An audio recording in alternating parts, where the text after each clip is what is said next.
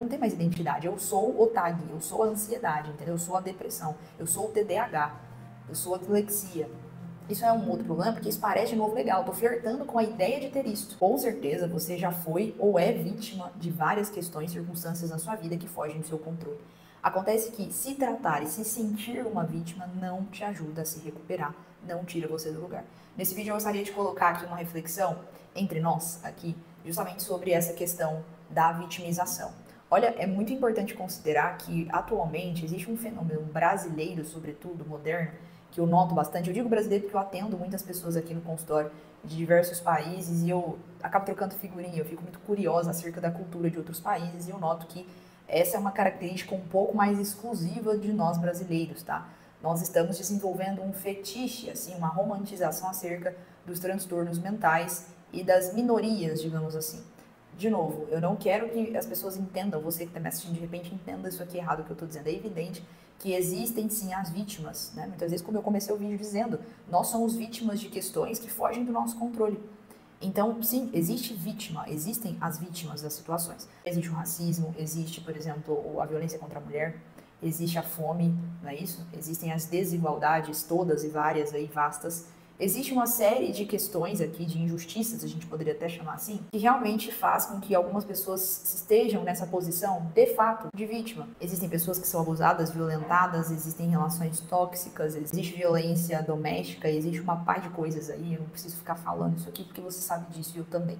Agora, o ponto alto desse vídeo, o clímax aqui da coisa que eu queria te propor para reflexão é assim, quanto mais você vai cedendo, inclusive tem um livro legal sobre isso, vou colocar na tela aí, que é o sentimentalismo tóxico, aliás, Podres de Mimados, as consequências do sentimentalismo tóxico, onde o autor ele traz essa percepção, essa construção, um contexto assim, até inclusive histórico, de como a gente veio parar nessa cultura, inclusive do ponto de vista da educação. Como a nossa educação ela foi se baseando, sobretudo no sentimento. Então, um sentimentalismo, uma maximização da importância dos sentimentos na nossa vida em detrimento da razão. É lógico, eu quero fazer um vídeo só sobre isso depois, mas é lógico que o saudável, o ideal, já diria ali Aristóteles, não são as pontas, mas é o caminho do meio, a justa medida, né? O equilíbrio. Então, essa ideia de ser ultra power, né, hardcore ali, racional, isso não é saudável, isso não é normal, isso não é humano, mas essa outra ideia da ponta também, de colocar o sentimento no topo dos filtros e também, digamos, da régua que eu me utilizo para poder viver minha vida, isso também, sem dúvida nenhuma, não é nada saudável. Então, hoje, como eu estava dizendo, acontece assim um negócio meio esquisito, moderno, que talvez a gente não perceba, mas nós também estamos, assim, nadando, surfando nessa onda de tabela ou diretamente até falando, mas é isso, a gente começa a romantizar, a gente começa a usar o sentimento como base principal, como filtro principal da minha existência no mundo. E aí, lógico, eu vou me desconectando da existência concreta da realidade. Como que isso se aplica, Gabi, em relação a essa história da vitimização, do vitimismo? Exatamente isso. Às vezes, pense você não sendo aí, não pertencendo a nenhuma minoria de fato. Essa é a crítica desse vídeo também. Às vezes é muito, não sei, parece ser um negócio meio que vantajoso, interessante, até desejável encontrar uma minoria para entrar lá dentro, né? Para dizer, olha, eu pertenço a isso aqui, portanto isso me justifica. Esse é um movimento tanto quanto infantil e que logicamente imaturo também, sem dúvida nenhuma, mas que vai fazendo com que nós nos isentemos da autorresponsabilidade, que é um dos pilares da vida madura e da vida saudável, da vida feliz. Aquela vida em que você pode agir em relação à realidade, à sua realidade, ou seja, você pode melhorar, você pode mudar. Então, perceba, parece que virou, como eu disse aqui, um desejo mesmo. Deixa eu encontrar uma minoria para me enfiar lá dentro, para que eu possa, portanto, me justificar em relação às minhas dificuldades, aos meus fracassos, aqui, às minhas mazelas. É por isso, então, que eu não realizo algumas coisas, é por isso, então, perceba que vai rolando aqui uma espécie de auto-engano, né? Um movimento até muito cognitivo e psicológico, de viés de confirmação, então eu vou usando aqui, né, de algumas artimanhas internas, uma narrativa bem distorcida aqui, mas que me é benéfica para poder justificar algumas das minhas dificuldades, aqui alguns dos meus desacertos em relação a essa minoria. Se você pertence a uma minoria de fato, você não tem que considerar nada disso que eu falei agora, pronto, né? Você pertence a uma minoria, legal. Mas, aliás, ainda você que pertence a uma minoria de fato, é muito interessante que você, que todos nós, que nós entendamos que, embora você seja vítima, embora, como eu acabei de dizer, você pertença a uma minoria, você não precisa. E por que você não precisa? Porque isso te atrapalha, muito mais te atrapalha do que te ajuda.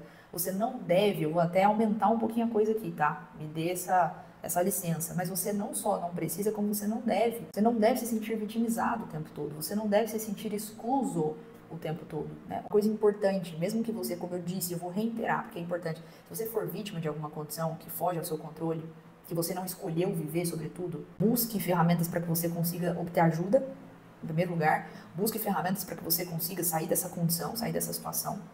Mas, sobretudo, busque ferramentas interiores, internas, para que você não se aprisione neste movimento de ceder para o que parece muito agradável, de se sentir vitimizada, reprimida, oprimida, como eu falei, atacada, esquecida, excluída, excluído. Isso não te ajuda a melhorar. Como eu comecei a falar no início do vídeo, existe uma romantização, um fetiche, um glamour acerca dos transtornos também mentais. Então é gente colocando em bio de Instagram, de rede social, né, na descrição de vida. Você pede para a pessoa falar um pouquinho dela, a primeira coisa que ela fala é assim: olha, meu nome é fulano, eu tenho TAG. Meu nome é fulano, eu tenho transtorno bipolar. Então parece que vai virando esses rótulos assim, né, que nos ajudam a categorizar e a tratar os transtornos mentais, são muito importantes, mas vai virando um negócio assim que eu pego para chamar de meu, né, e que vai virando, inclusive, eu vou condensando e articulando, entrelaçando isso, a minha identidade. Então não tem mais identidade. Eu sou o TAG, eu sou a ansiedade, entendeu? Eu sou a depressão, eu sou o TDAH, eu sou a dislexia. Isso é um outro problema, porque isso parece de novo legal. Eu tô flertando com a ideia de ter isto. Porque, afinal de contas, né, é meio triste ter um diagnóstico de TDAH, é meio triste ter um diagnóstico de ansiedade e depressão, mas, e a gente chama isso de ganho secundário na psicologia, por óbvio você não está ganhando nada de maneira, né, primária e visível, perceptível, mas existem ganhos ali secundários que te impedem até de querer sair dessa situação. E esse ganhozinho dopaminérgico do flerte com a tristeza, do flerte com o ressentimento, do flerte com a postura de vítima, né, com esse estado de vitimização, e não de ser vítima de fato de uma situação concreta. Então, para esse vídeo era isso. Comece a pensar. Você não precisa, você não deve, como eu disse, se colocar nessa posição, porque isso começa a atrasar a sua vida. Pelo contrário, o que eu devo fazer então, Gabi? Eu devo responder a partir do meu eu, em primeira pessoa. Eu, Gabriele, eu, Maria, eu, Bruno, eu, Joana. Eu sou capaz de escolher. Eu tenho um negócio chamado livre-arbítrio, em que eu posso decidir aqui qual é a narrativa que eu vou querer me envolver. Essa narrativa de dentro da caverna, essa narrativa muito bem embrulhada, né, preparada assim pelo sistema, pelas grandes mídias, por uma sociedade muito capitalista, por uma sociedade extremamente utilitária, em que diz para você que é legal que você tenha ali, que você esteja nesse bololô da minoria, para que você tenha valia, para que você seja aceito, para que as coisas fiquem mais fáceis, talvez, para você. Então, essa cultura, né, de buscar sempre o rápido, fácil, me isentar do esforço, me isentar dos processos, você vai querer escolher ir por esse caminho, ou você vai querer responder na primeira pessoa do eu, com autorresponsabilidade, construindo uma história digna, uma história possível, as possibilidades, abrindo as possibilidades para você vir a ser.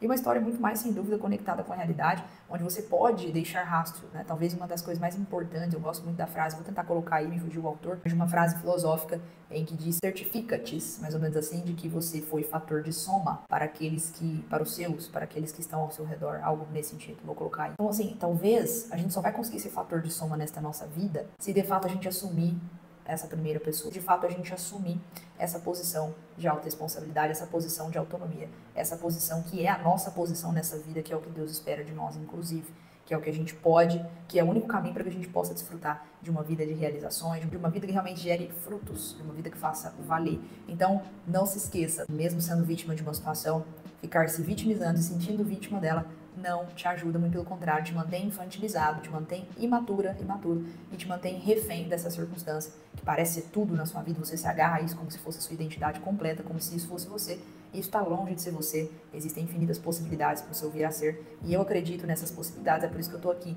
investindo meu tempo gravando esse tipo de coisa, para que chegue até você, tá bom? O meu nome é Gabi, eu sou psicóloga, se você se interessa em fazer terapia comigo, o link do WhatsApp para agendamento está na descrição. Curta, se inscreva no canal, compartilhe aí com alguém que você acha que possa se beneficiar e até o próximo vídeo.